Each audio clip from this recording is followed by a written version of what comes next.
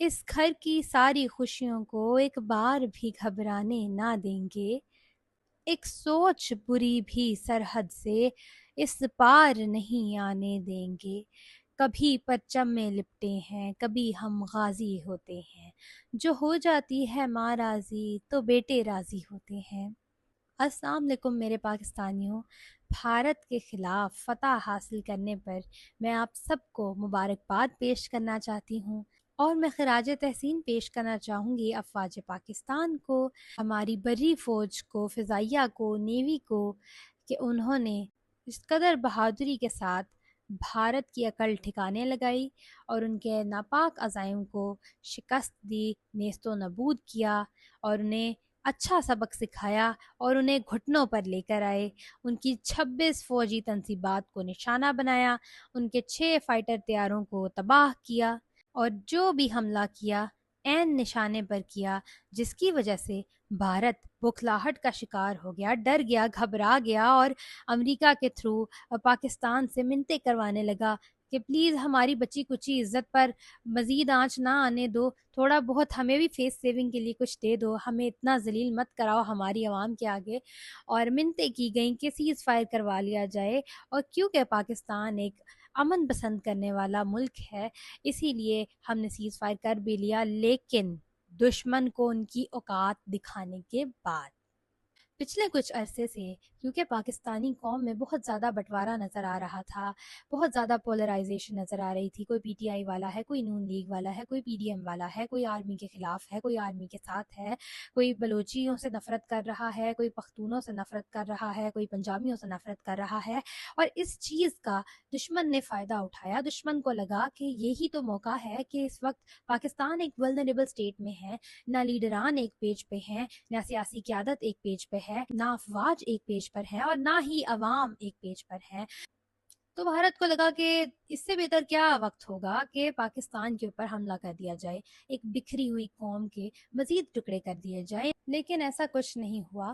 جیسے ہی ہمارے ملک کی سالمیت پہ بات آئی، جیسے ہی ہمیں لگا کہ ہمارا ملک خطرے میں ہے،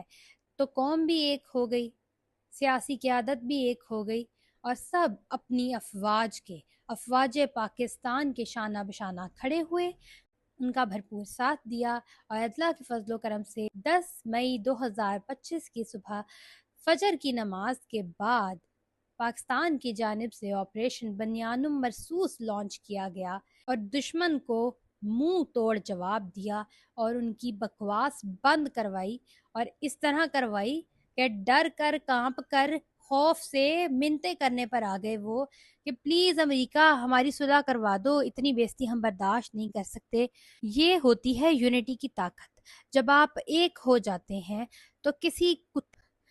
کسی کی اتنی ہمت نہیں ہوتی کہ وہ آپ کو میلی نظر سے دیکھے۔ میں آپ سب کو، تمام پاکستانیوں کو سب سے پہلے مبارکباد پیش کرنا چاہوں گی، اور میں یہ بھی کہنا چاہوں گی کہ ہم سب کو، میں پورے قوم کی طرف سے یہ کہنا چاہوں گی کہ ہم سب کو اپنی افواج پہ فخر ہے، ہم ان کے ساتھ ہیں، ہمارے دل ہمارے فوجی بھائیوں کے ساتھ دھڑکتے ہیں، اور افواج پاکستان قوم کا فخر ہیں، ہمارے ماتھے کا جھومر ہیں، اور جب ہمارے ملک پر آنچ آئے گی تو ہم تمام ڈفرینسز بھلا کر اپنی افواج کے ساتھ شانہ بشانہ کھڑے ہیں،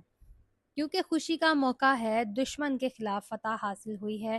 تو کوئی تنقیدی بات نہیں کروں گی کسی کے بھی حوالے سے، صرف ایک میسج دوں گی کہ ہمیشہ ایک رہیں، مل جل کر رہیں، کچھ مان لیں، کچھ اپنی منوا لیں، بیٹھ کر بات کریں، ملک کو پہلے رکھیں۔ پاکستان ہے تو ہم ہیں، پاکستان ہے تو افواج ہیں، پاکستان ہے تو حکومت ہے، پاکستان ہے تو پاکستانی ہیں، تو ہم سب کے لیے ضروری پاکستان ہے۔ تو اپنے تمام فیصلے پاکستان کی خاطر کیجیے، اپنی ذاتی مفاد کی خاطر یا انا کی خاطر نہ کیجیے۔ سب کو